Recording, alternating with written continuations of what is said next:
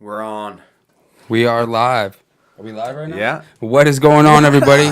Jingle bells, motherfucking taco shells, Christmas episode. We are here, FightTalk Unfiltered. It's been a while, but hey, we made it. We made it. End of the year wrap-up show, man. We got a lot of things to cover tonight, I believe. Sure. A lot of UFC events, good fights here recently.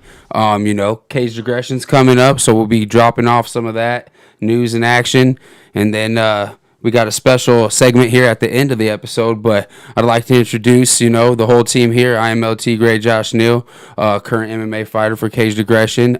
We got the man, the myth, the legend over here, Mike Goodwin, and Jingle bells. Former WEC fighter, current fireman, Zachary Micklewright. What is up, fellas? We made it. We made Yeah. it. Schedules Another get year. busier, but we made it. Another year of this podcast thing, this MMA thing, friendship, new baby, life, man. I'm glad we got together.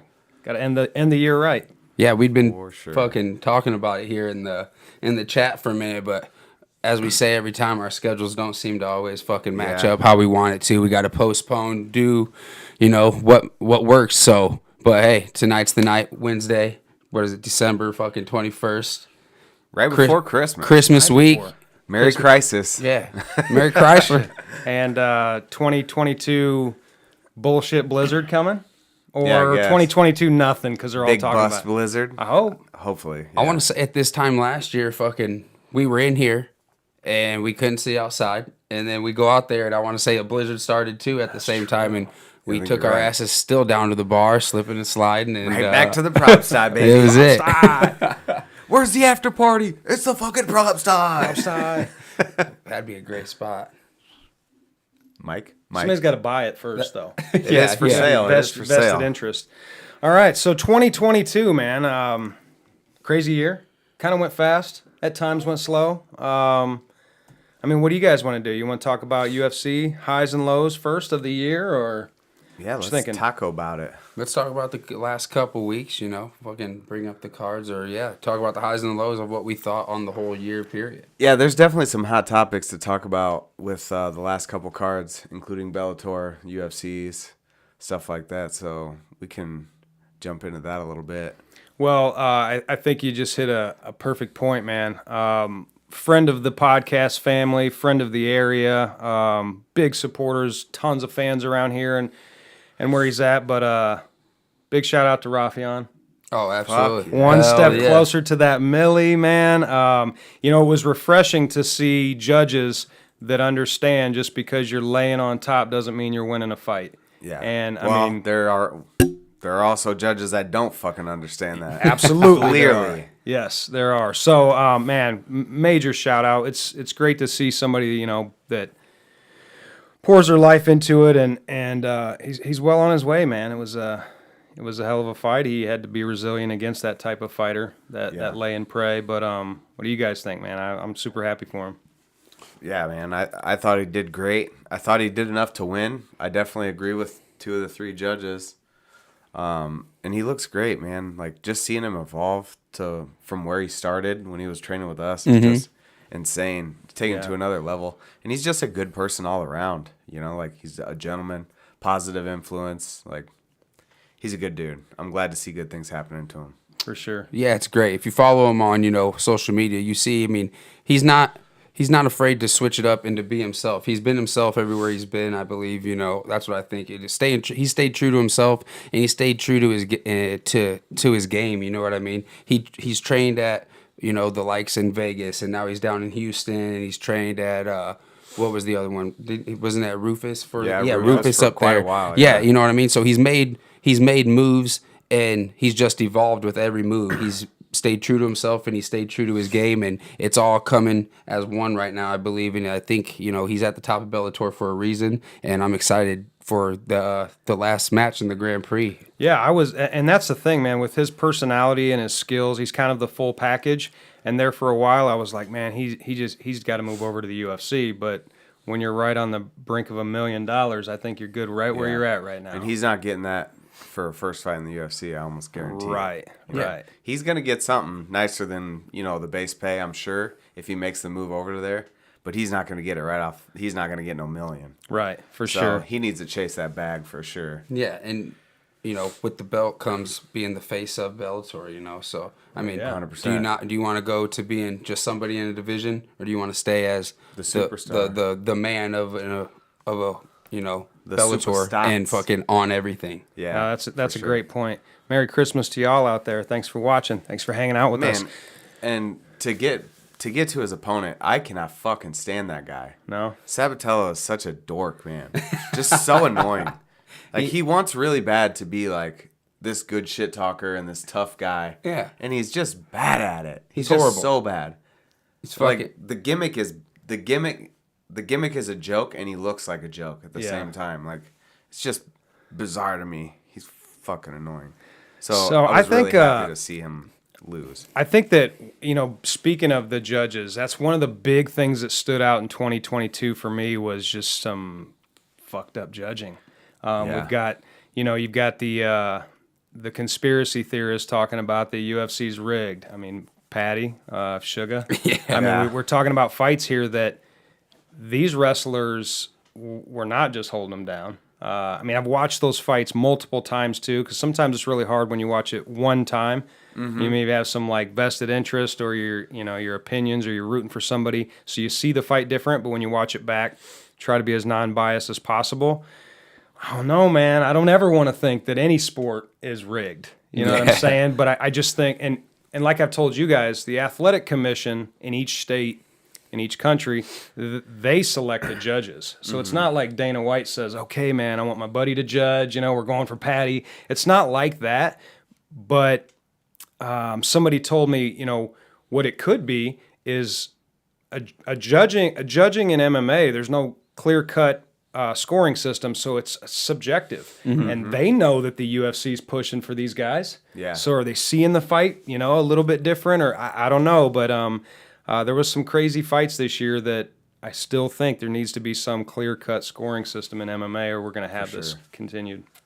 Yeah, I definitely think like it was pretty much right in front of our face the last time, with Patty's fight. I mean, there's somebody in their ear. If it's not, I'm not saying it's rigged. I don't believe it's rigged. You know what I mean? I don't think they're pushing for, fixing fights or, putting it to make them win. You know what I mean? But someone has to be in their ear telling them, hey, if it gets close, we're pushing this guy. They see the billboards, they see social media, they see what it is. You know what I mean? Yeah, and we talked about it, like, as far as the commission getting a cut of the gate.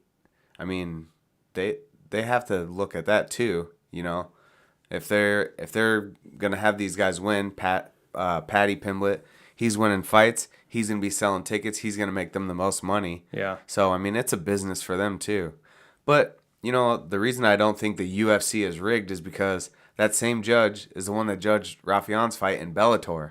So that stupid fucking judge is the same in both promotions. So you can't really say, oh, it's the UFC, because to be completely honest, it was the Las Vegas Commission or wherever it was. Was it Las Vegas? Yeah, that one was. Yeah. I mean, and at the end of the day, you're really willing to risk a $3 billion, $4 billion company over a fight or a fighter. I mean, I get it that they're a draw, but they're much bigger than a draw. Yeah. I just think that it comes down to the judging. We've got to get that side figured out, or you're going to continue to hear, don't let it go to the judges. Yeah. But in defense, man, when you're fighting a really good defensive guy, it's hard not to go to the judges, man. Yeah. You know what I mean? For You're not sure. just going to go in there and knock them out or submit them. You're at the highest level of the sport, and I don't know. I think that something needs to change. It probably won't, but you're always going to hear that conspiracy, UFC's rigged. I don't believe that. The shittiest part about it is, like, Patty's his opponent, like, he made half the amount of money because he fucking lost when he should have made double the money. Sure. He should have gotten a win bonus, and he didn't. And it's fucking bizarre to me that Dana is sitting there saying, like, oh, he fought boring, and he fought because he thought he was up 2 rounds. Like, so what? He thought he was winning. Everybody else in the world thought he was winning except for that judge. So it's like, I don't know, man. Matt White, welcome to the party. Good point. Can we raise our beers for Rumble Johnson? Anthony Johnson, man. That was bizarre, that was a was a sad one, for sure. For sure. Yeah. Legend. You know, some of the best knockout fights He was we've a violent seen motherfucker. In multiple organizations. You know, so I mean, the dude was great, and you know, seemed like a nice guy. You know, I mean, don't know him, but anything you hear anybody that talked about Right. him, you know, Just a good had person. nothing but great things to say. For sure. Yeah, it's it's nice when somebody carries himself well as a high-level athlete. And it's sad. I mean, what, 40?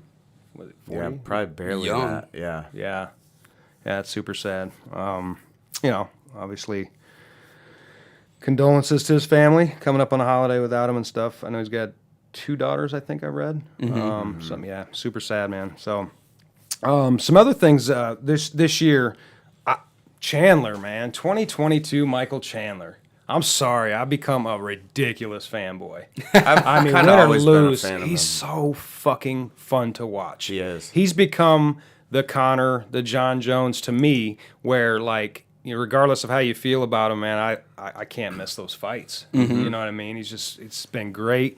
I don't know about the longevity in his career with those type of fights, but man, I mean, he's got the face ice pack on after every single fight now. I mean, Yeah. I don't know how much worse it's going to get until it's He's gotta have, permanently like, 10 of them. swollen, you know what I mean? Yeah. Until it's literally permanently, it's going to just stay fucking fat. But, yeah, like you said, me and Zach, I think we've talked about it before. Like, we've both been huge fans of him. I was a huge fan of him over in Bellator.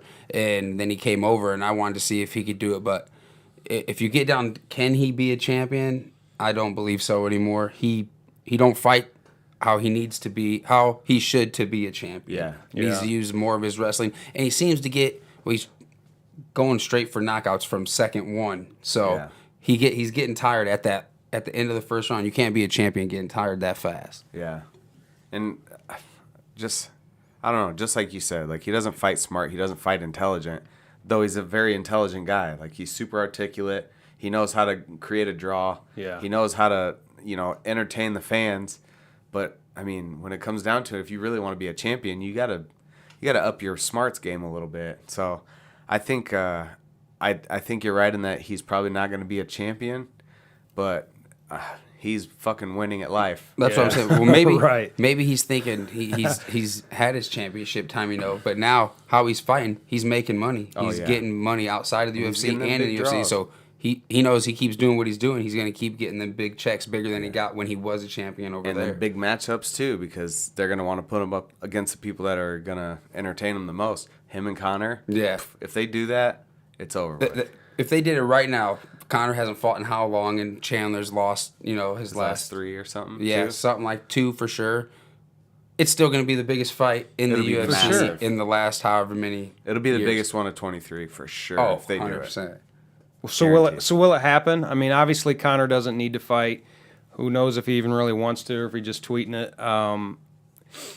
I mean, from what I see, Instagram and stuff like that, he's enjoying life, you know, as he should. But to really come back and fight somebody that this is still their life, day in and day out. Yeah.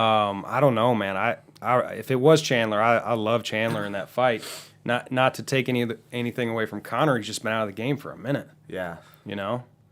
He hasn't been in those wars like Chandler's back to back wars, man. So I don't know. I'd love to see it. If the left hand touches them, he could be a stone on them in the fucking octagon quick. Crazy. Stiff. Let me say, UFC's rigged. But Connor's also fucking a heavyweight right now, so he's got a lot. It might be 2024 before that fight even could happen. That's true. He's gonna have to get off. He's gonna have to cycle off. Yeah, Man, something. So then, what else we have? 2022. Real quick, if we go back to that last fight card, what did you guys think of the main event ending up as a draw? And did you think it was as boring as Dana White was complaining about it being? He's weird like that sometimes when he challenges certain fights. I didn't thought think it was a good Yeah, fight. yeah. I thought it was very technical. I didn't think it was boring. No. No, I mean, the draw, man, it goes back to the judging. The draws are so weird for me to see because, you know, when judges are given like, you know, 10-8 rounds, to me, the 8 did nothing. They had to literally do nothing to get a 10-8 round. So And I didn't see that, man. I don't see that in a lot of draws. Again, it just goes back to judging is subjective. So somebody thought that fight was, this guy didn't do anything, and I don't believe that, man. I just don't. I don't think many people had it actually go into a decision, let alone a draw. You know what I mean? I think that's what maybe he got so wrapped up in, is that he was like, there's no way this main event's gonna go to a decision, and then it came out to be equally matched, and he was just like, man, fuck this, it was boring, it sucked. Nobody got their head knocked off, you know what I mean? And so he's like, fuck them, we ain't doing it, you know. Disappointed because on paper it's going to be electric or knockouts or whatever. Tactical battle. I mean that's MMA though. We've seen that 100 times. Yeah. On paper this is going to be crazy, and then it's not, and then vice versa. How many times have we said the sleeper cards, the ones that they're not getting a lot of hype, are the biggest, best matchups? Yeah. You just got to be a fan and catch them, because we tend to lean towards the hype fights. Good one that I just seen right here. If we're gonna transition, no, I want to go up to that right there. This one here? Yeah. Yeah. Darren Till, what do you guys think of him? He's got to let it go. He's done? I think he's done, man. Done? Dricus du Plessis is so fucking bad. He is the worst stand-up fighter I've ever seen in the UFC. It was so bad, and he was beating Darren Till standing up. That was bad. I don't know if Darren Till should retire, but I definitely think he needs to reinvent himself. Yeah, and I that's think, what it's gonna take, for sure. And like how you ever say his name said, he needs to go down in weight class. People were like, "Oh, Darren Till looks good. He looks in shape like he used to." I don't think he's been in shape his last however many fights he's had. You can tell he's still got a little bit of love handles. You know, you see him in the gym. He's dressed in hoodies and sweats and everything, because he's trying to get so much weight off at one time. That tells you one thing right there. He's been fat. You know what I mean? And that's what it is. He's skinny fat, and he's hoping to get a win. He's thinking he's got the power in his left hand to finish it, and it's just not there at that weight class. Yeah. Yeah. Hey, we gotta touch real quick on you saying loses one fight and he's quitting. Yeah, Bryce. Oh yeah, we're going to him. We're going there. I mean, we've talked about that on the show, though. Sometimes you'll see a fighter, now not at this level. I mean, you're in the UFC, it's your first UFC fight, whatever. But like, sometimes somebody will take a loss and they'll never fight again. Yeah. It's rare. It's just, I mean, it's how you take the loss, man. I mean, some people take the loss and it makes them better and they're motivated, and some people, like, they can never go through that again. They can never experience it again. This cat, I don't know, man. He'll fight again. I think he will too. I think he's just playing off of his emotions. It was that night, he just super sad. Yeah. Losing's fucking tough. Like, I've lost in a lot of things, but losing a fight is the worst feeling in the world. Like, it's so bad. Oh, well, not the worst feeling. Second worst feeling. I really People don't. dying is bad. What was that? People dying is bad. Yeah. But fucking losing an MMA fight is terrible. I don't really think he understood the type of monster that was in front of him. Sure. And that's what I don't it comes think down anybody to. did. I mean, knew he was good, but Bryce Mitchell is also good, and he made him look like shit. Yeah. I mean, Yeah, he did.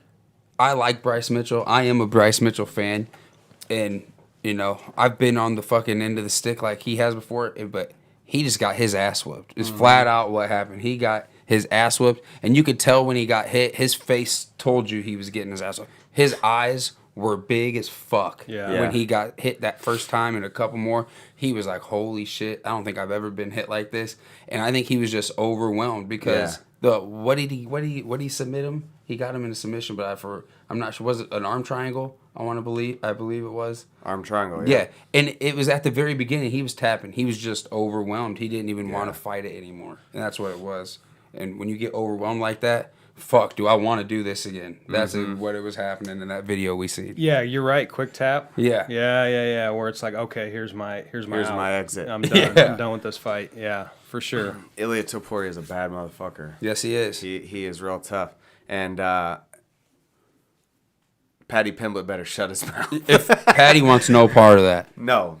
Patty would be a fucking idiot if he wanted to fight fucking hand sanitizer boy. And if the UFC had any type of thought of that before that card, they might as well reconsider that if they want to keep building him. And I think they know that too. They're just going to tell him, shut the fuck up. Yeah, I agree. I think 2022, big year of what I call the bear wrestlers.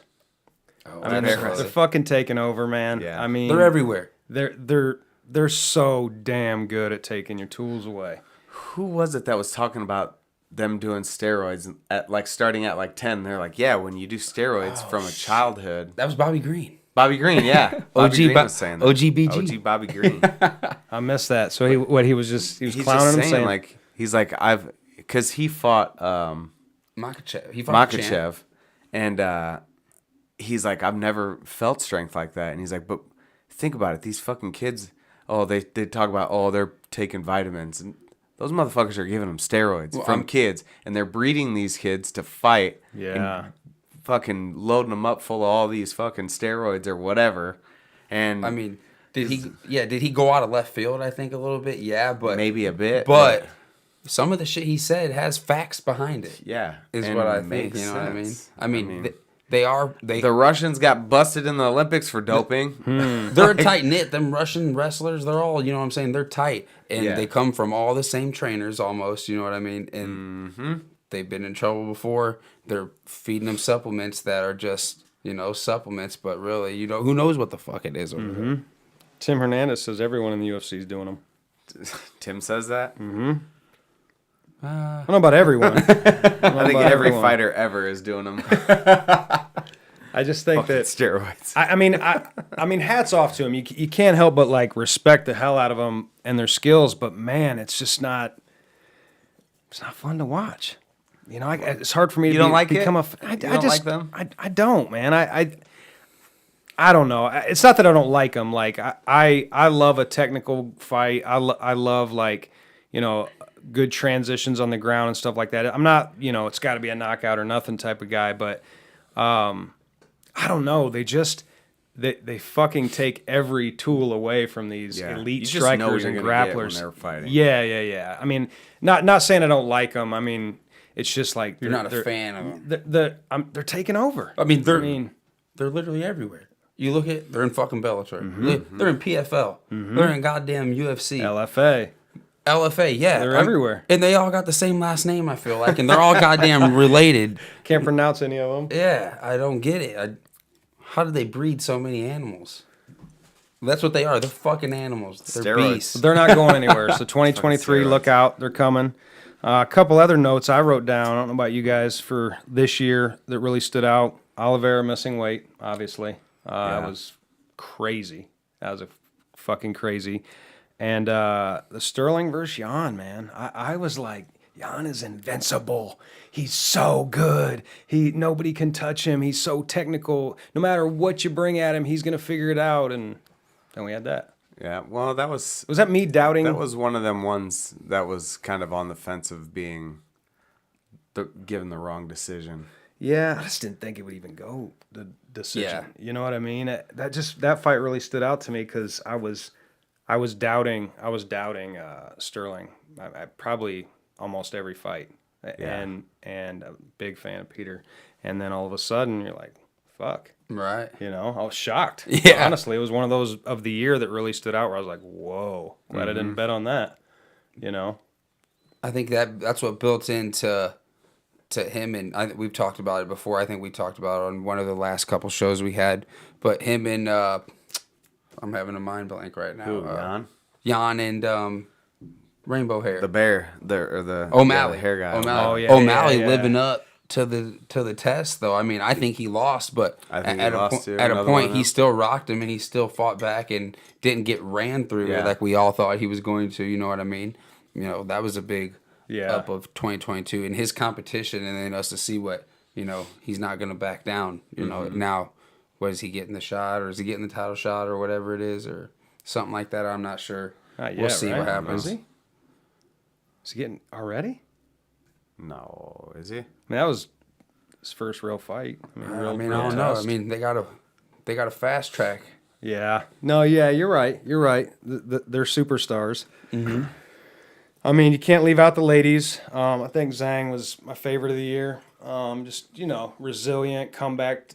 Talk about taking a loss and doing something with it. I mean, holy shit. She's a beast. She's a badass, bro. She'll be half the dudes in the UFC. I mean, she's a fucking stud. And it was cool to see like her come back from that, kind of solidify things. Who did she just fight?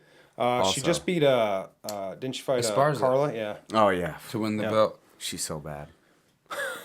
Talk about. I don't know how Well, she's in the fucking champ. Should we say this right now? Is she one of the worst champions in UFC history? 100%. One of the worst. The one trick pony that it only And their works trick on. ain't even that good. Wait. Besides Matt Serra, Yeah, Matt Serra had some good wins on a couple fucking people. wait. Who is she? I mean, she's beat some good people too, but I mean, I don't know. She's the worst for sure. She's the worst. she gets the worst. 100%.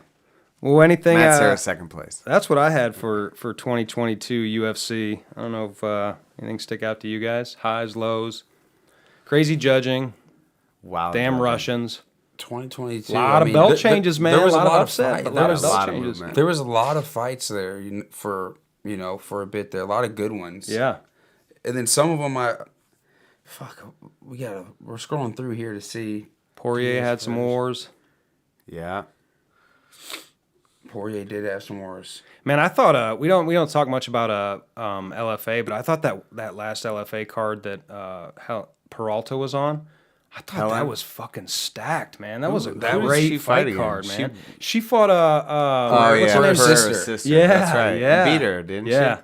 That card was stacked. I remember us all Man. texting about it, and we were like, we're watching these fights over fucking some big cards that were on boxing, fucking, Yeah. and another big card that was on. We're like, yeah, dude, there's a bunch of fights Just tonight. very well matched fights on that card. That was fun to watch. We don't talk about those cards very much, but man, it was every matchup delivered. I don't think that they were expecting Peralta to win that, but I don't know how you weren't. I mean, it was her opponent's pro debut.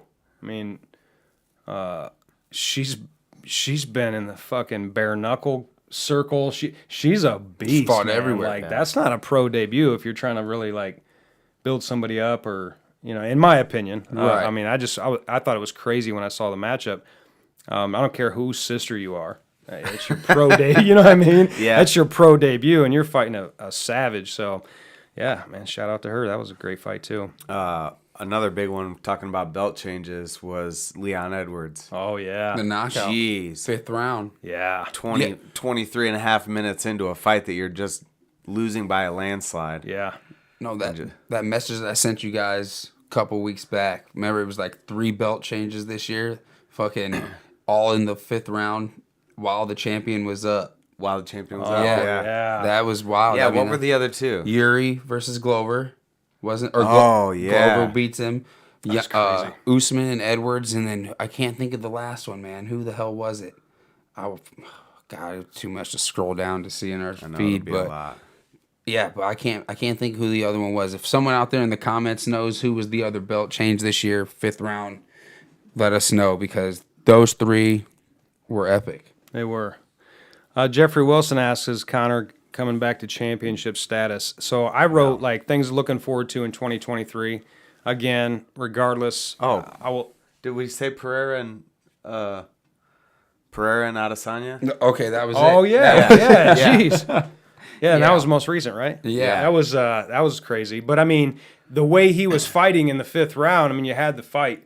Like the way he was fighting, just kind of swinging, hands down. That was fucking crazy, man. An elite kickboxer that's beat you already Twice? and you got your hands down. Like, Yeah. that was silly. Yeah. I was shocked. I think it was like, oh, I got this. Like he almost handed it to him. Like, here you Yeah, go, buddy. Yeah. All he had to do was kind of ride out the 5th. But yeah, as far as 2023, I have Conor and Jones written down. Like I said, no matter what you feel about them personally, I won't miss their fights. I just want them to come back and fight. That's what I'm looking forward to in 2023, especially if they get the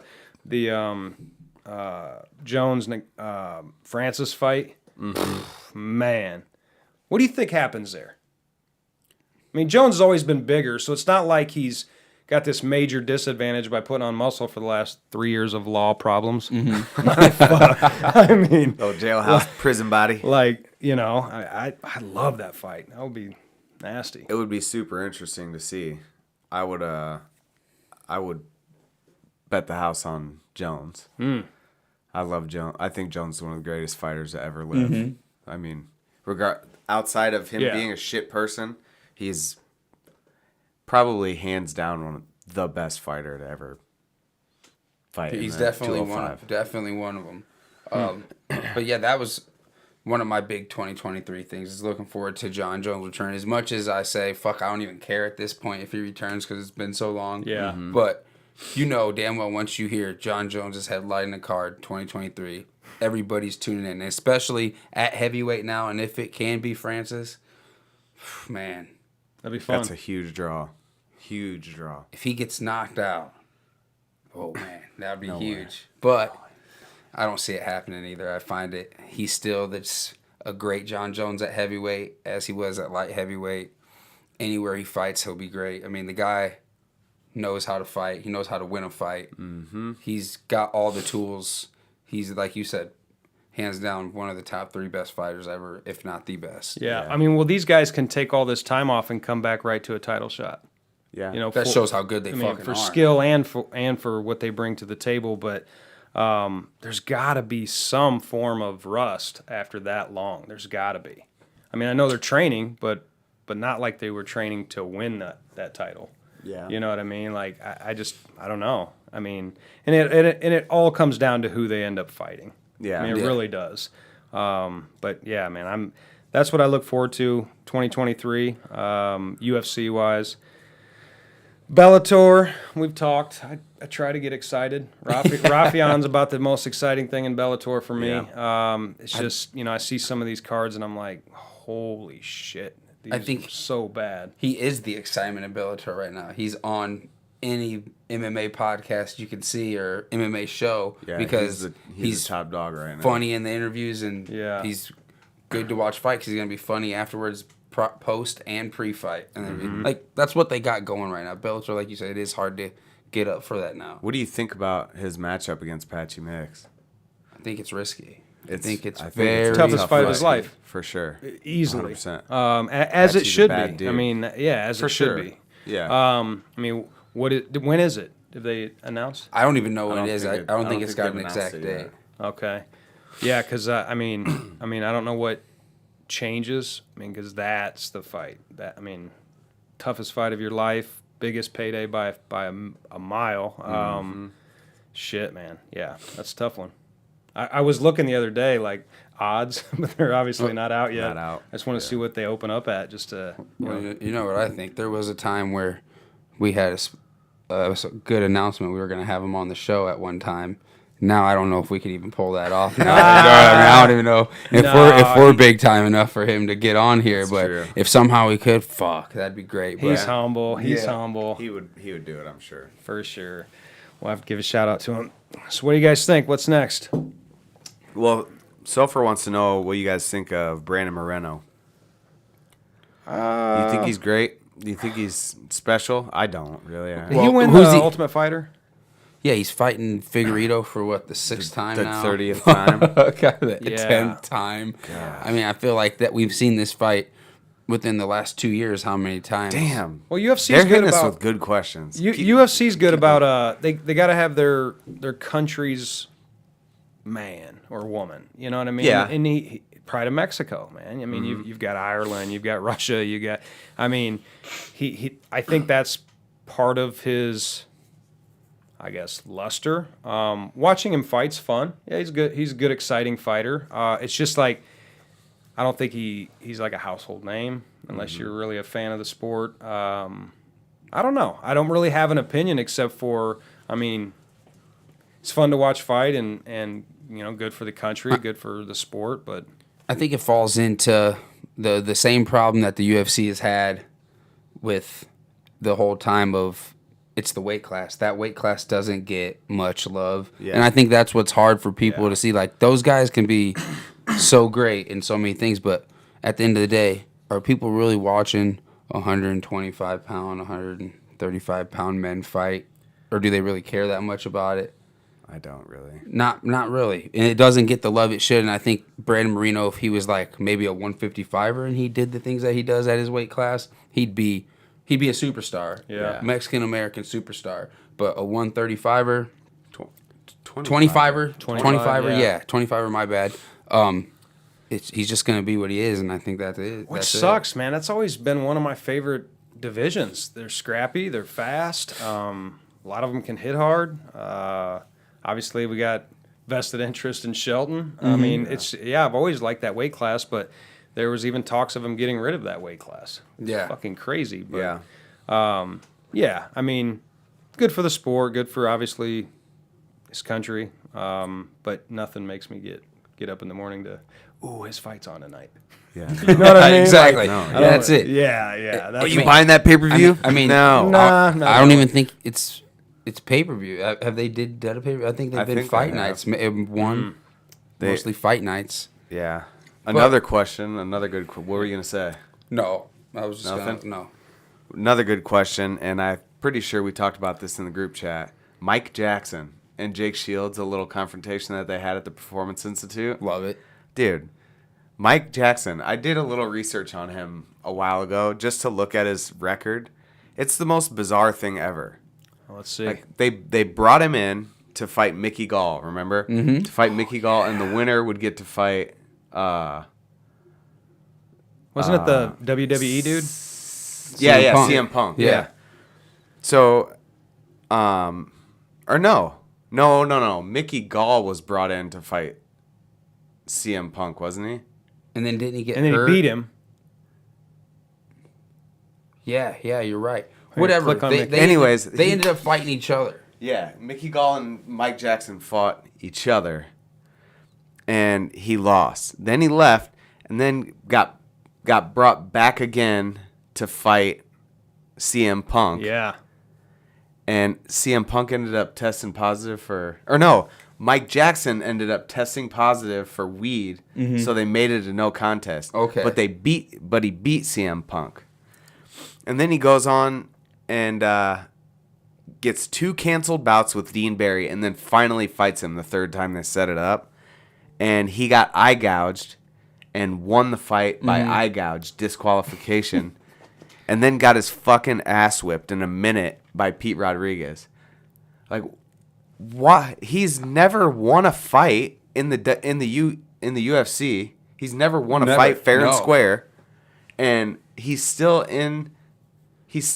training at their Performance Institute, fucking getting all this publicity from Jake Shields. Like, what? Who is this bozo? He was 2-2 before he even got into the UFC. The dude's a tool. And Absolute. this tool. is the same guy. I don't want to take off the subject of him and Jake Shields, but I'm pretty sure, isn't Mike Jackson the same guy that was saying he wanted to kickbox Pat? Yeah. And Jeffrey said Talking shit. Pat cornered Jackson during the Punk fight. Yeah. That's right. That's right. I remember me and Jeffrey Set that up, talking about Jeffrey. it. Set that up. That's what I mean. The dude, he's been disrespecting OGs, legends of the sport since day fucking one. He's a bozo, dude. And he got what was coming to him at the PI. And I seen a thing that they banned Jake Shields from the PI now. Yeah, and he's pressing charges against him. Yeah. Oh, what a fucking bitch. Gosh. Dude is a fucking tool. It's insane. He's pressing charges on him, huh? But yeah, that was awesome. If you guys haven't seen that video yet out there, go see it. He's begging his people around to get him off him. Get this guy off of me. And getting smacked in the head as he's doing so. And it's great. It's idiot. amazing. Where was it at? At the UFC Performance Institute in Vegas. Can somebody get this guy off me? Yeah. Literally begging for his life. And he wasn't even getting hit at the time. He was just getting held down, and then finally guys started to get smacked up. And it was like 2 hits, and then they finally did get him off him. Yeah. Should have just let it go. Should have. Would But have been perfect. All right. Go back to what your next tick is. What is that? What is the next? I mean, are we done with some UFC talk? Yeah, we're done with some UFC talk. I mean, it was a fun year. A few standout things. You know what's fucked up about it is, like, I'm getting older, and there was some badass fights, like, by March. But it's December, bro. I've already forgot about it. That's what I mean. You know what I mean? know, I'm dude. like thinking about like the last 6 months. No, I thought it was a big year. UFC continues to be the best. dog. They are, man. I mean, like I said, Bellator. The problem is if you ever look at betting odds, if you ever really dissect a Bellator card and you look at betting odds, it's like, holy shit, who approved these fucking fights? Like they're so mismatched. So they just pop into a city, you know. I don't know what they do. Grab some locals and put them against their savages from Brazil or wherever the fuck they're from, and you're like, man, PFL. I actually enjoy watching PFL more than I do Bellator most of the time. PFL's taking over. They got a great structure and pretty well matched fights. Yeah, I mean, it gets me antsy and itching because I've always told you guys my favorite thing about the game is putting fights together. So when I'm not doing it for a couple months, I feel a little lost. Yeah. You know what I mean? I mean, because usually my brain is thinking all the time, like if I see a fight and somebody won or lost or whatever, or style, I'm like, oh, I want to put them with that. But, you know, in between the shows, I tend to get a little disconnected and, you know, hanging out with the kids and stuff. So that's one thing for sure, man. We get through Christmas, I am gassed up to put another 3-day together. The final. Yeah, man. There's So he says. no. Let me explain that because Bruce Allen, is this gonna be like your final show? I'm like, nah. Here's the deal. Show. The 3-night events. There's so much to the back end of it that are tricky. I mean, first and foremost, you're hosting an event on a Thursday night. That shit's weird if it's not Thanksgiving. So you're hosting a weigh-in on a Wednesday. I mean, people work, and I need to, go to your boss and see if you can take Wednesday through Monday off. You know what I mean? It's so there's that, and then obviously there's that business side. We need to pack the house, and you worry about a Thursday. And then, I mean, ultimately, you're talking about 60 to 70 fighters from all over the damn country, and trying to maintain that, put great fights together. It's just a lot. I mean, it's really a lot. And the reason we started with the 3-nighter was during that whole COVID mess. And man, I had hundreds and hundreds of fighters all over the country like begging, I need to fight. I just need to fight. And so it was like at that point, here I am, churning down hundreds of fighters, and I'm like, fuck it, let's do a third night. It was easy. Then. And that kind of worked, limited capacity. And then I'm like, let's see what a 3-nighter's like with full capacity. And man, everybody from fighters, fans, team, you guys, everybody just stepped up, and it was just awesome. So as much as it was hell for a couple months, and especially that week, on Sunday night, I was kind of sad, man. I was a little sad that it was over. So I'm like, fuck it, trilogy, one more time. Let's take everything we learned over the last few years and put it together. And also, I want to revamp the show a little bit. I want to add more lighting and more presentation, lasers, and I want to add bigger screens. And there's a lot of things I want to do to the show because it's kind of been the same layout for a while now. And I never want anything to get stagnant. It's not about what anybody else is doing. It never has been. It's about what we're doing and how we can make it better than the last one. So if we're going to revamp the show, fuck it, let's do a third night.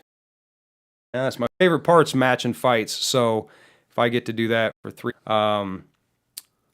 there are a stable of names that have hit me up that I am gassed up to have back. Especially you, man. That's a big fucking deal. Broken leg, bro. Broken leg. No, man. I'm really excited. I'm really excited to get started. Obviously, knock out the next 10, 12 days with the family and get after it, man. Hell yeah, yeah. I've been seeing all your posts saying. I was gonna ask you because you keep saying January I'm gonna start matchmaking. January I'm gonna start matchmaking. Are you still getting people? They can read that fucking post and still not get that. Hey, man. It's going to be January. No, they're still going to send them messages. Hey, so what do you think about so-and-so? Or would you got somebody from here? Did you not just read the damn post, man? Do you get those guys? No, I love it, man. Here's what's kind of humbling. Some guys read the post and then messaged me almost in a way to kind of secure that spot. And I love that, man. I love that. You know, what have I said? Like, I'm pretty much the only one in an entire event that can't get sick, that can't get hurt, that can't pull out, right? And I swear to God, man, by the time we get to a show, I got a whole back room full of fighters that are the same as me. There's just nothing's going to stop me from being there that night. They're just as excited as I am, just as committed, and you know, that's what we'll be looking for in January. Obviously, shit happens. It's just some things happen that you can push through because you got to be there, and some things happen you can't. And I understand that, but I'm looking for the 60, 70 fighters that are just as excited to be there as I am. And based on a lot of the names that I've been getting already, it's going to be killer. It's going to be a great weekend. So I wanted to give away a badass prize for the podcast, man. And, we've given away cage side tickets. The guys that have won those, man, every one of them hitting me up like, thank you. It was a great experience. And really it just comes down to interacting with us. We might get 10, 20, 30 people watching with us live, but then hundreds of people watch the videos afterwards and share it and stuff. And that's really cool. And we'll go through all those names and draw, I said, Caged Aggression surprise box. I mean, it's hats and sweatshirts and keychains and VIP passes. It's like $500 worth of stuff. Just again, for saying thank you. We've been doing this now 2 years, right? No, yeah. only one. No way. Yeah, it was one because we just had our 1 year episode. Our 1 year was our last episode. Yeah. Fuck, feels like 2. So yeah, it's been a couple months, and then it was 1 year. Yeah, I mean that's pretty cool. That's badass. So yeah, we're gonna do that here at the top of the year and send somebody out a nice box. But thank you again for watching, sharing, interacting, all that cool stuff. Before we get into anything else, I did want to do. We had 5 nights of fights total in 2022, from amateur debuts all the way up to, like UFC vets. We had some killer fights, and I kind of wanted to give my take on what I thought was fight of the year, knockout of the year, submission of the year. And then you guys, if anybody jumps out, by all means, trumpet if you have a different opinion. My fight of the year, Caged Aggression fight of the year, man, I was really torn between 2, so I wrote them both down. Clearly the Austin Hubbard Keegan Agnew fight. I mean, 25 minute big stage caliber type matchup and fight. 25-minute battle, back and forth. No matter what each person brought to the fight, man, the other one was able to stay in there and counter, and it was just one of those, like, and there's a lot of emotion behind that fight, so that adds to it as well. So they're a clear-cut candidate for fight of the year, but how can you overlook Devin Seitz and Alex Coover? I mean, God, that fight that's one where I was like, damn, if that could have been 25 minutes, because that was just a 15-minute war, like non-stop. It was insane. At any moment, either guy could have won that fight. They both buckled each other a couple times. I mean, it was awesome. And from what I see, they've become great friends from it, which is also a part of the sport that I love. That fight, from what I'm remembering, I'm thinking back to it now because, like you said, that was back in October. Yeah. And I'm thinking, damn, I've watched so many fights since then. That was the great fight. I remember us talking about that for fucking weeks after. I want to go back and watch that now tonight. For sure. Just to refresh my memory. But that one was amazing. And yeah, Austin Hubbard, that one was great too, back and forth. Yeah. Fuck, I'm trying to think of more, but like we said, man, there's been so many damn fights, and especially. I know, I was trying to pull I up the cheated, card. though. I went and refreshed. I Especially, refreshed my memory. Yeah, especially with just the 2-nighter that happened, and then October with UFC and all that. Yeah, I'm gonna have to get some refreshing done too. I wish I would have done it before. My bad. That's a bad fucking host on this podcast. My submission. There's a lot of submissions, especially in regional MMA, amateur MMA. There's a lot of submissions. So I had to pick James Martin because in the 2 times that he fought this year for us, he got a Kimura round 2 versus Brock Swinburne. Beefy, hard to submit type of fighter. He made it look pretty easy. Mm-hmm. And then he comes back in October, and I told him, I'm like, man, you win another one. I'd like to give you a crack at that 170 before you go pro. And 20 seconds. Heel hook. Josiah. I don't even remember Very that. quick. I mean, Yeah. it took longer to put the Vaseline on. He's just, you know, that is obviously his craft, and he implements it very well. You know, and I think he'll be fine against a striker and versus a tough wrestler. And I mean, he's right there, man. Honestly, if he made his pro debut, I'd be comfortable with that as well. But I know he wants another crack at that. So I'd have to give him submission of the year. And then the KO, when I was looking through, man, there was a lot of TKOs, but there weren't really a lot of standout, like Timber, you know, like straight knockouts, and Derek Anderson's, I you was know. just about to say, that- oh, that was I know like, one. dude, I was mean, literally just thinking, I know one. he stiffened him up, you know, that overhand, and he stiffened him up, and you can't help but, like, you know, watch that one over and over again, just the way it was just a beautiful knockout. It was clean, and so I gave him that for knockout of the year. And yeah, man, I'm excited to do it again next year. We give awards every show, but you know, I had to break down like what were the standouts for the year. I'm comfortable with those. You know, some fights like Jake Malik, you saw him. I mean, leaps and bounds from each fight come He's out a there. ferocious fucking dude. And the craziest part about Jake is, see, I get to see what everybody else gets to see publicly, but I also get to see the behind the scenes. I don't have to say anything. I can tell Mike something. I can tell Goodwin behind the scenes something that he's not going to say publicly, that maybe I don't want to say publicly, whether we're discussing matchups or different strengths or whatever. And Jake, man, that guy, his biggest fear getting in the cage is fear. Yeah. Like, he's scared to death to get in there, man. But you wouldn't fucking know it when the bell rings. I mean, he's come so far from his first fight. He wants to make his pro debut sometime, so that'll be a good milestone for sure. Yeah.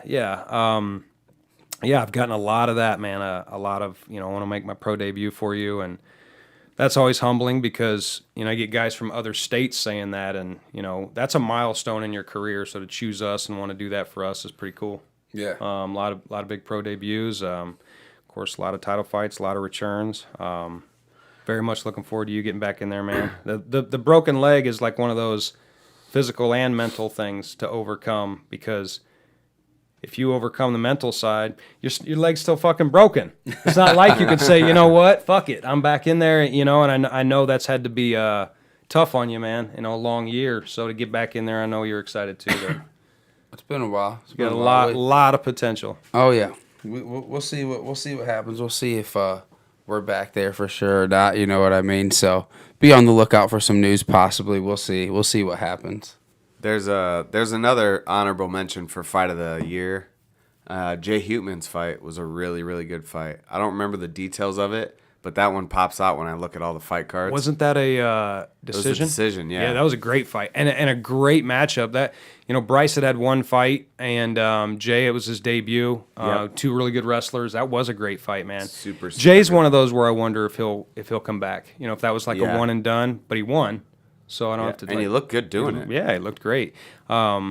He's in there he's grappling. He's in there grappling. He's in there training. It's just if he wants to, you know. And timing, man. You know, I've said that a billion times, man. Timing's got to be right because it is a full commitment. Yeah. You know, big time. You're saying no to a lot of things that you want to do, and a lot of people that want to hang out with you to be a part of this. And so, yeah, if it makes sense, if the timing's right, yeah, we'd love to have him back. When did Awesome. DeHaven knock out? That was last year. That was last It was year. last year. And no, well, yeah, last year, still 2021. That's another one, man. Caleb. I think he's the personal life. He's one of those guys where he's got so much fucking potential, but the personal life, and I think that fight in itself, like, did a lot mentally to him. He's one of my favorites to watch too, and I think he was getting close to, you know, being a pro. And but speaking of DeHaven, he's already hit me up. He's going to make the trip back from Florida. He's pretty excited about it. Had some issues with management company and shit like that, but you know, we're on the same page now. You know, so I'm afraid that, I mean, after a decade of doing this, I've told you guys, when I first got into the game, there's there's this vibe of like promoter versus fighter. You know what I mean? Like promoters are fucking snakes and fighters are bullshit or whatever. And there was just like this verse, and I was always like, I don't understand that, because I need you guys and you need us. And man, if we fucking put on a show together, I bet it'd be pretty awesome, right? And so I tried to change that culture a little bit. But once in a while, I'm reminded that I'm still a promoter, especially when management companies get involved that I've never worked with. And you know, I worked with Tyler his entire amateur career. Every single fight was with me, and you know, management gets involved. They don't know who the fuck I am, but I'm a promoter, right? Yeah. And they talk to me like a promoter, and I'm like, well, fuck you, man. I'm gonna go talk to Tyler. You know what I'm saying? Like because I'm just different, man. I don't have any vested interest except for a fair fight, helping guys move up bigger stages, but I get it, because that's got to be a huge struggle to talk to managers instead of the fighters. It can be. They're going to overanalyze, and they probably don't know these other fighters or their potential opponents, like other than what's on their Tapology report. Right. You know? Right. So, and they want what's best for their fighter. Totally. And sometimes they want the fucking moon from the promoter. You know, they want this easy matchup. They want this. They want that. Right.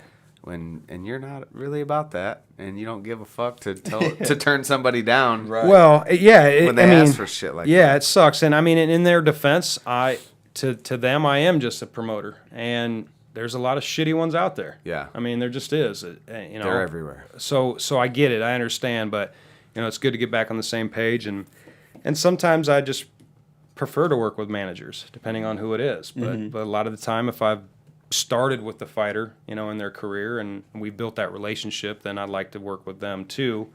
Yeah, that's just part of the game. But I'm excited to have him back. Yeah, because he's got a lot of potential too. A lot of big potential. So Danny asks, "What? Go ahead. What were you about to? Were you gonna move on?" No, actually. Okay. Danny asks, do you see the hype behind Raul Rosas? You know, the young cat with the face. We're not with the face. The right here. These fucking guys. With the face. Okay, so you know, No, I'm not coming out of retirement. Don't fucking look. Zach, what about you? I won't. I'm sorry. Boxing though. Yeah, what do you think? No, it's hard not. I do not think the UFC's fucking rigged. None of that shit. But I do absolutely believe they play favorites to their draws and their commodities and their niche. I watch every Friday. Dana White does this Fuck It Friday, where he tries some crazy food that the chef makes or whatever. And when I see like Sugar on there doing it for him, hey, welcome to Fuck It Friday, I'm like, that's fucking bullshit. Okay, that's favoritism. That's fucking favoritism. And then what do you know? Patty's on there last Friday on fucking weigh-in day. You know what the fuck, bro? And then next thing you know, they're guest commentary and like, anyways. I'm afraid that that's what the UFC is going to do with this kid, so we're not going to know if he's the real deal for a few fights. Yeah. They still have, believe it or not, when you're the UFC, the upper echelon, the best in the world, they still have this stable of like feeders. Mm-hmm. It's fucking weird, you know, where we're going to use this guy to build this guy up. Yeah. That like shit. their roster is way bigger than we think it is. Right. Way bigger. Right. And they're great at being able to fucking build somebody and you know what I mean? And put them through them check marks. Like, okay, we got a perfect guy for him when he gets 3 fights in. We'll keep him right here. You know what I mean? And then boom, they meet him, take that stepping stone, and you're on to the next one. The thing I worry about with it is that he's... Greg. Fucking Greg Woods. He's that dude, ladies. He is a daily... He's something. But the thing I worry about with Raul Rosas is he's so fucking young. Yeah. So are they going to groom him for 10 years until he finally becomes championship material? Or are they going to kind of dust him? You know what I mean? I think till 21. But, I mean, but then like, all right, cool. He's 21. He's got, say, 3-4 fights in the UFC. And what if he's so-so and he's got an entire life ahead of him? Like, he's 18 years old. Do you think he's going to fight till he's 36 in the UFC? No. That's a long fucking time, dude. Yeah. Yeah, So exactly. it's like how are they going to groom him and then get longevity out of him being so young? Like he's still got a lot of growing to do, a lot of growing up to do. He's got to fill out. Like he's fucking 18. He's not a. Yeah. He's still a boy. Yeah. He starts looks getting like a some, man, but he's a starts boy. getting some money. He can go down that path that What weight many class? people have. 45 is he? I believe so. 35. 35. Yeah. Yeah. I don't know, man. I don't know. That's going to be a tricky one for them to maneuver around and groom properly. Yeah. He's in a bit of a safer weight class, and I got to worry about some massive, older, experienced beast just beating the shit out of him. Yeah. You know what I mean? Yeah. So, Like we said, 55 would be a complete different animal for him. Right. Like, you can't hold him. You can't coddle him that much at 55 because there's animals at 55. There's too many, yeah. There's too many animals that will come in a couple of years that we don't even know about yet, I believe. And there's too many to keep him fighting unranked people because the top 10 at 155, it's a toss up. Like they're all so fucking good at the top 10. yeah, So, I don't know. that's very true.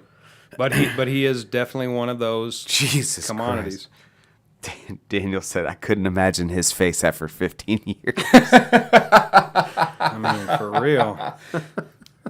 Fuck, imagine him getting his face beaten like Michael Chandler. Chandler, right now. Fuck. I don't even think they make a goddamn face ice pack big enough for his fucking face. Oh, but Jesus that's Christ. a different story for another time.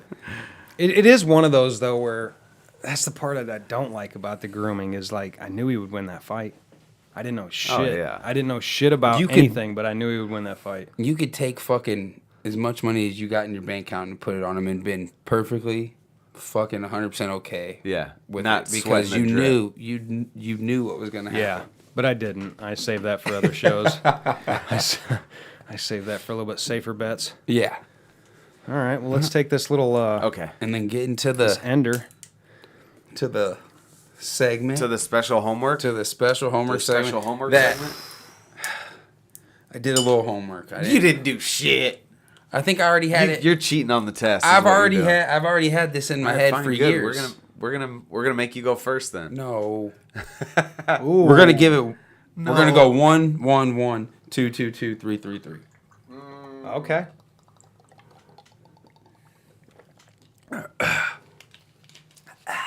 Cheers. Merry Christmas. Happy New Year.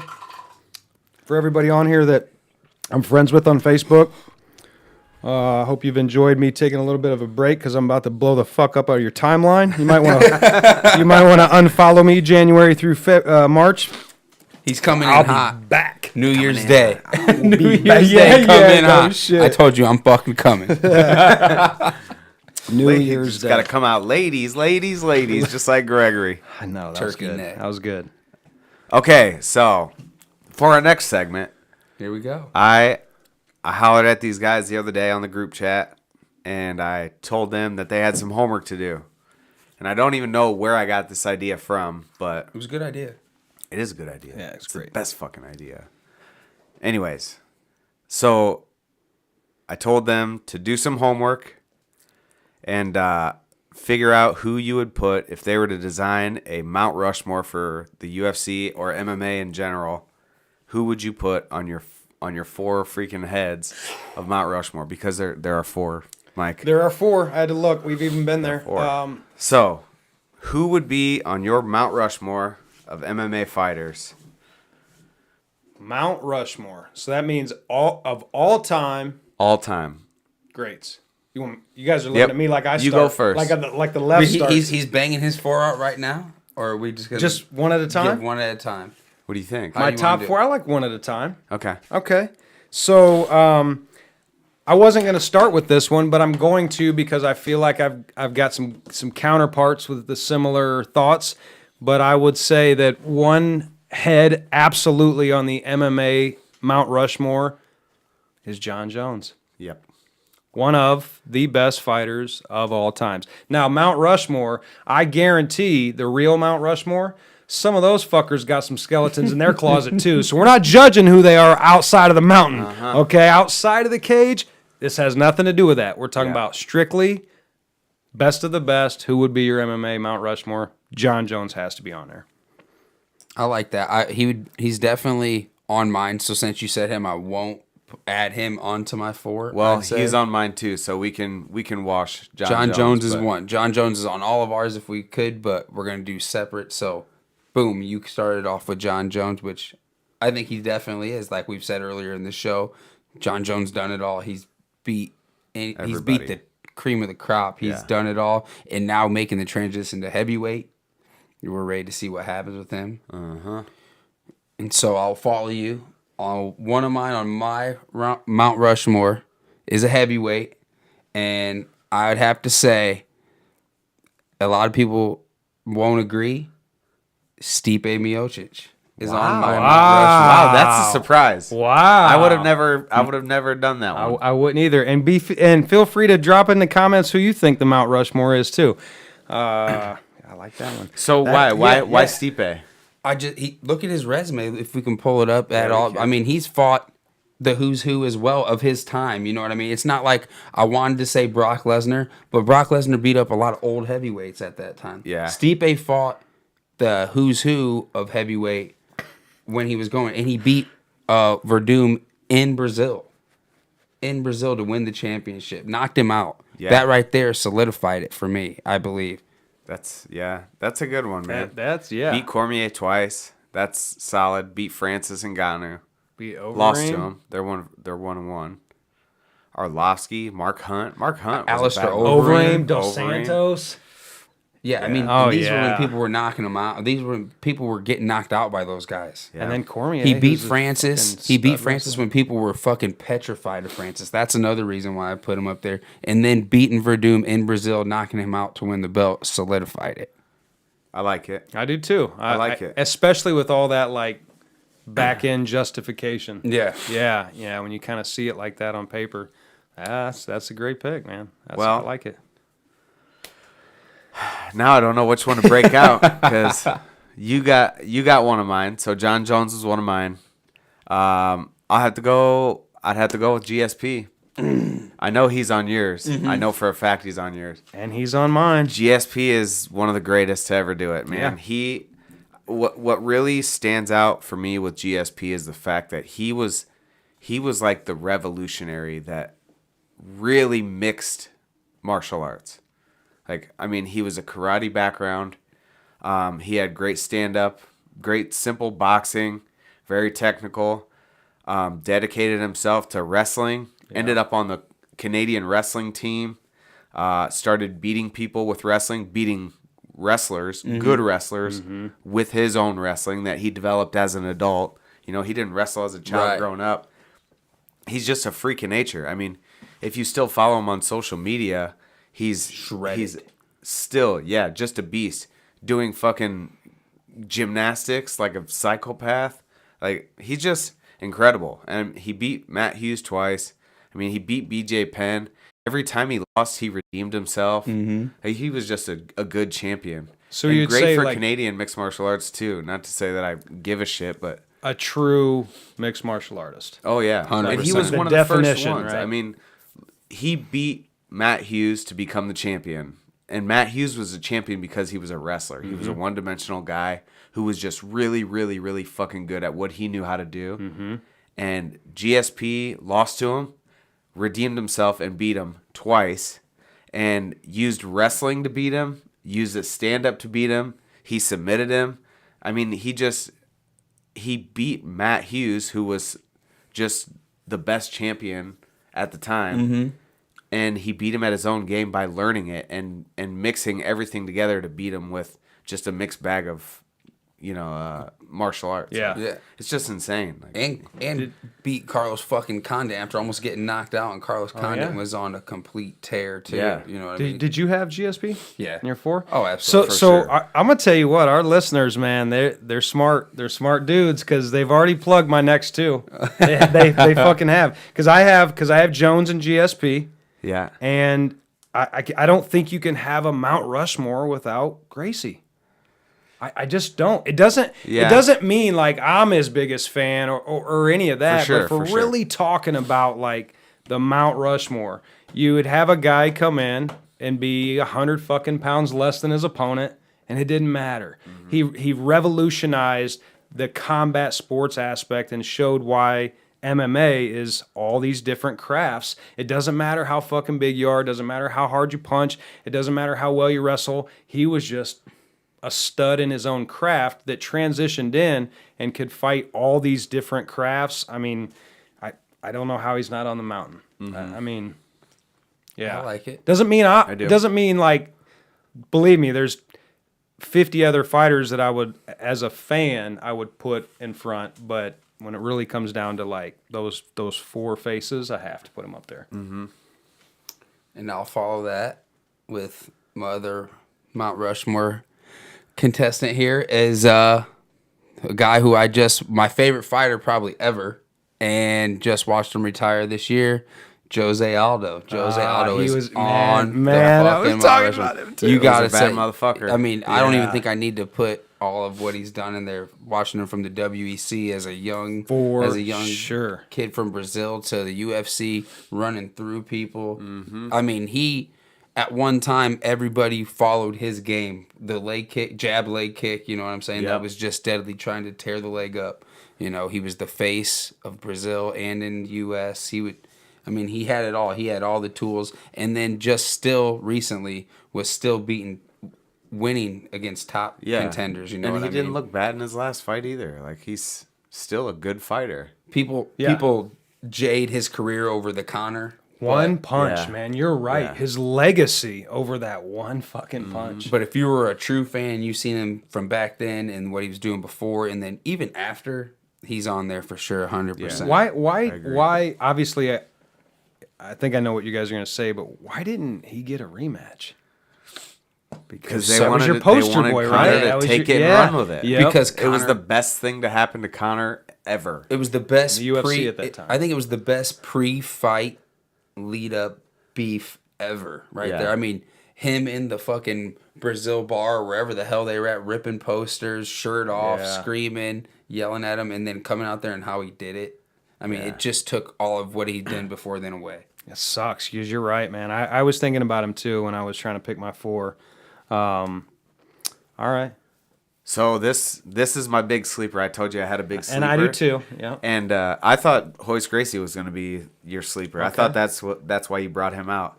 But this next guy, I think I give this to him because you got to pay homage to what he did for the UFC when they were on the way out.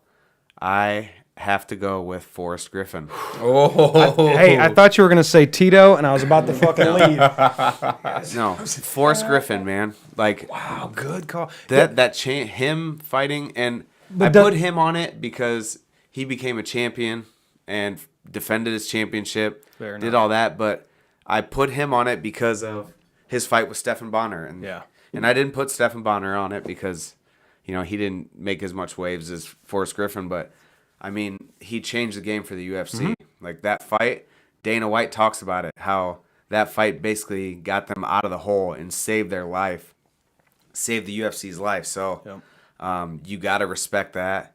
And then he went on, became a champion, and he was just a good fighter. I think he deserves to be on that because of what he did for the company. And No, it happens in music too. There are certain types of music or artists that are phenomenal, but they don't get any type of like big celebrity until they go mainstream. So until you actually hear them on some bullshit radio station in the car, they didn't make it. You know what I mean? And that was when they came out with The Ultimate Fighter, which they lost money on the show, but they were able to show the masses on regular cable TV, and then they get that fight out of it, like the finale. I mean, Insanity. storybook. It's storybook, Yeah, bro. exactly. It's like, I can't put him on the mountain because I feel like that there are so many other guys that also did that for the UFC. Yeah. But I definitely respect it, man. That is a curveball. I didn't see that one coming. But you're right. He went on to also become a champ, defend. It wasn't that he just had that one great fight on the show, where everybody got to see it. He made big waves, continued on. I think after high school, I read like 3 books since then, and that was one of them. Forrest Griffin's book. It's a great fucking book. That's a good pick, man. I like that. I like that. So, my sleeper, number 4. Now, I do have 3 guys that were tied for 5th, but there's only 4 on the mountain. But we'll get there. And I was still go to them. I was really, because to pick those were my top 3, and then I had my 4th, but I really could have given it to any of these guys. But overall, and you guys are not gonna like this, I'm a little biased to the weight class, but he's the most underrated fucking fighter in the UFC ever. Demetrius Johnson. I was gonna say him next. I had him next. I did. Bro, pound for pound, best fighter on the planet during his time. Now, was it because of how small he was? It was because of this, because of the lack of depth in the division, because of we could go on all day. But anybody with a career like that basically the UFC's like, just go, bro. Yeah. Just go somewhere else. I mean, what do we left? What do we have left to do with you? Yeah. You know what I'm saying? Like, Pretty go to fucking Japan. Go to one. Go somewhere else with your skills because you've tapped everything we've got and then some. That's a big ass deal, man. You cleaned out a division like 3 times, and they basically didn't have anything left for you. Mm-hmm. So. Yeah, man, I have to put him there. Tell him, Mike. I Tell like him, it. Greg. Tell him. But yeah, man, I think Mighty Mouse is gonna have to be my 4th like guy on that. the mountain. I like it. Okay, I respect. He's not on mine, but I like it. Yeah. I was gonna put him on mine. That was gonna be somewhat of a sleeper, I guess. But this one might also be a sleeper. I'm gonna throw it out there. People might not agree, but oh well. I'm gonna have to go. Dominic Cruz. Dominic Cruz was an animal. Yeah. I mean, his style was unorthodox. Big time. Super unorthodox. Nobody can mimic that. You know what I mean? I mean, the wide looping punches that landed, the footwork, everything. On a side slide. Beat Uriah. I wanted to put Uriah Faber on it, but how do I do that when Dominic Cruz owned him his whole career? You know what I mean? Came through and took his shit in the WEC, and then or was it? It was redemption. Redemption in the UFC, wasn't it? Or was it? In the UFC. In the UFC. Twice, I think. When right? it actually mattered, yes. Yeah. When it mattered, came in there and did it, and then he's beat the who's who at his weight class the whole time. Fuck out of here, Shannon. I said that earlier, Shannon. Fuck I mean, outta here. I can't put her on the mountain because the Sorry. real Mount That- Rushmore that's is male. triggered. It's male. The Mount Rushmore is males. But yeah, I said There's that only earlier been about male Rouse. presidents. Who's your 4th? Sexist.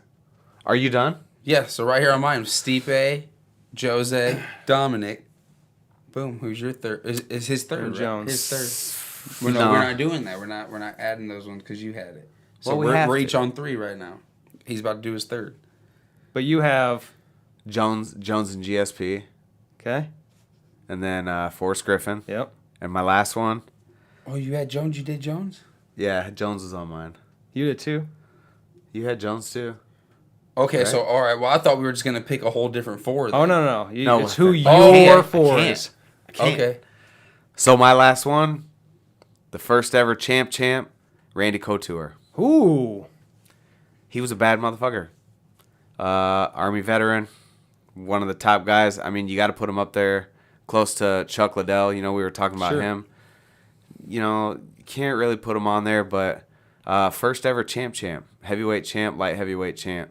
That's huge. Like people still strive to do that, and he was the first one to do it. So, got to give it to Randy. Andy's still super successful. He's got a gym that still pumps out UFC Sure. championship level caliber fighters. Yeah. Wow. Randy I would have Couture. all right, good one. $500 to pick my 4th. Never. I would probably bet 20 other guys before Randy. Maybe it's because of the fight where he lost the fight on purpose to Brock. I don't know. I mean, fucking no. Randy Couture is definitely up there. Man, that's a trip. So I mean, that's completely different mountains. So From fanatics of the sport, been around it a long, long time. Fighters, that's a cool thing because where I was tied for Mighty Mouse a little bit, my 5th, Khabib, Anderson Silva, and Fedor. Khabib just fucking because.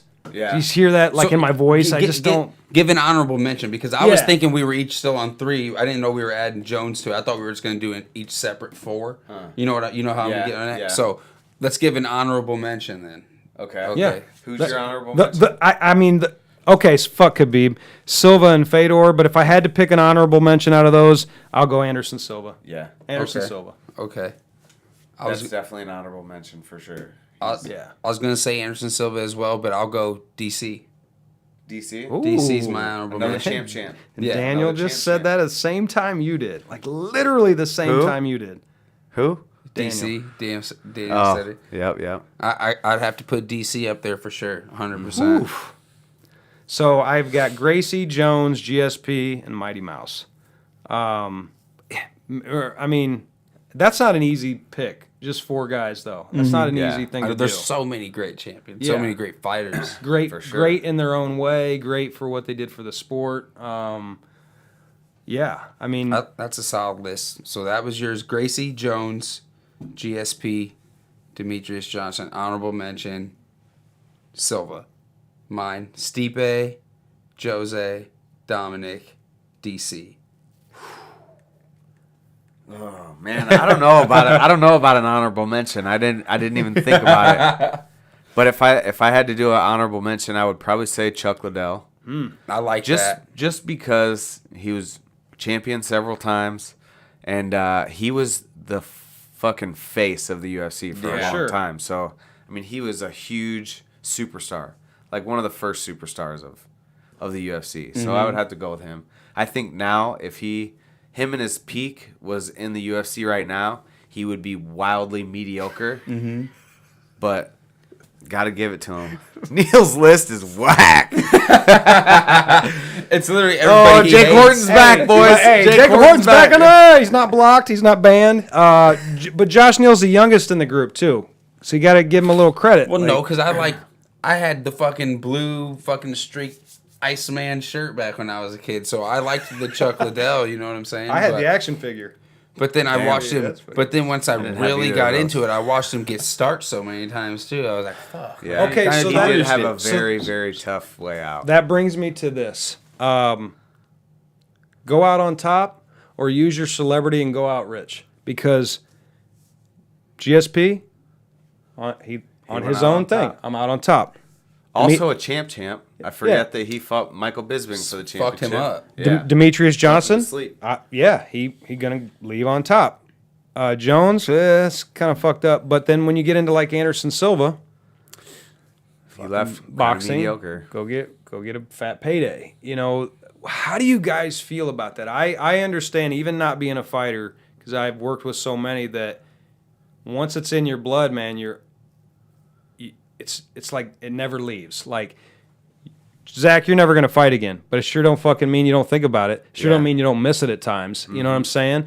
And so, what's best? Do you leave on top, or do you take what you built and leave on the bottom lot of but money. rich? It's hard to leave on. You know what I'm saying? Like it, because you're seeing that more and more now. People leave They'll go to gra- bare leaving- knuckle, or they'll go box, or they'll Yeah. go do something where I'm just like, fuck, man, that's not why you became who you are.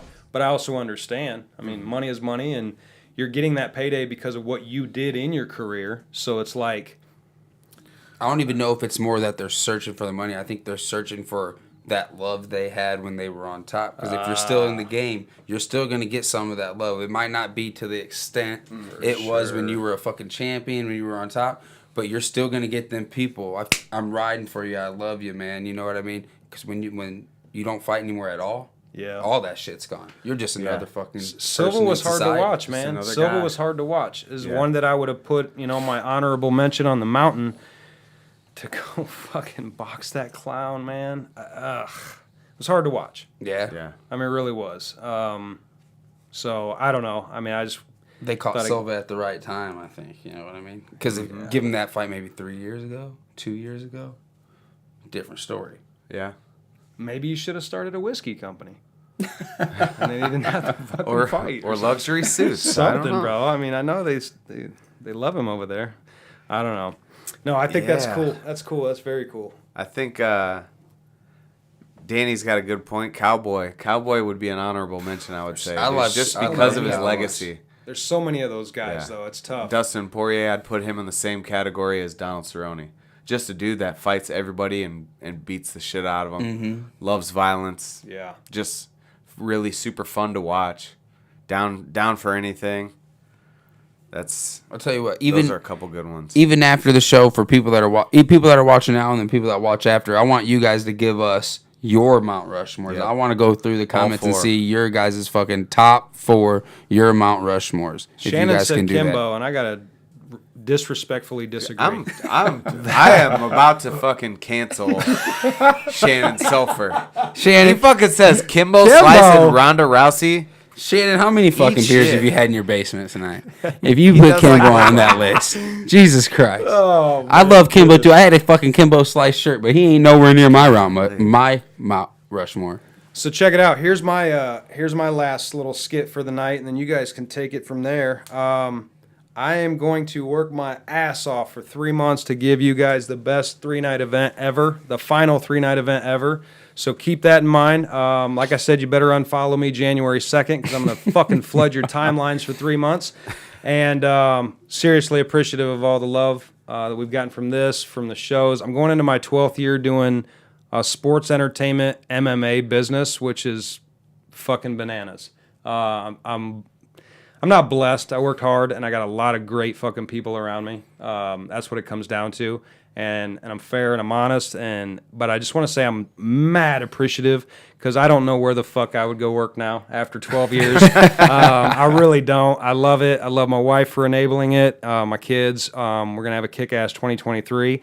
And what else? There was one other thing I was going to say. Oh, share this shit. Give us love. Comments, all that stuff, hanging out with us. Beginning of January, I'm going to draw for this badass Caged Aggression box. And I'm going to send out a box of awesome stuff to somebody that wins. So thank you. Yeah, share, like, thank you guys all for this year letting us entertain you, one night out of the month, and tuning in and sharing. Keep telling a friend, let this thing grow, and hopefully, we keep this thing going, and next year we can even make it bigger and badder. And be on the lookout for announcements for March. Like he said, January 2nd, things are going to be getting here hot and quick. So be on the lookout for that. Share this, like this, tell a friend, get that mystery box. And on that note, I hope you all have a Merry Christmas and a Happy New Year. Whatever you guys are doing, stay safe. We love you. Thank you for tuning in. Yep, and thanks Culture Shock Barbershop. Thanks Paul Martinez with Mind Pimp Productions. Caged Aggression, you the best. And yeah, that's it, man. So Hey, one last shout out to the new dad, man. First Christmas. That's fucking awesome. I got 3 kids. I know that feeling, that vibe. that's some good stuff, It too. is good stuff, bro. Yeah. I told you. First Let's time do a shot. soon. Let's do a shot. End this one And then out. we'll get rid of this. And let's see, take it off the Christmas tree here. Shout out to Mike for the fucking Christmas tree this year again. That Again. shit was good. We fucked up on Halloween. We didn't have a pumpkin or something last time, Yeah, we did And then fuck up. we didn't do one in November, so we didn't have no fucking turkey or whatever hell else there is. We didn't do nothing in November. I don't believe. Last year? No, I don't know We didn't about do one last last year. year? No, we did one I think October and December again last year. So we had a tree last year. If you got a drink there, cheers with us. We know Shannon does. It's been a hell of a year. Shannon just got cut off. Thanks, guys. Says He needs it. just cut me off. Merry Christmas to needs everybody, Jesus. to you guys, to your families. Hell yeah. Fucking Cheers. awesome. See you in 2023.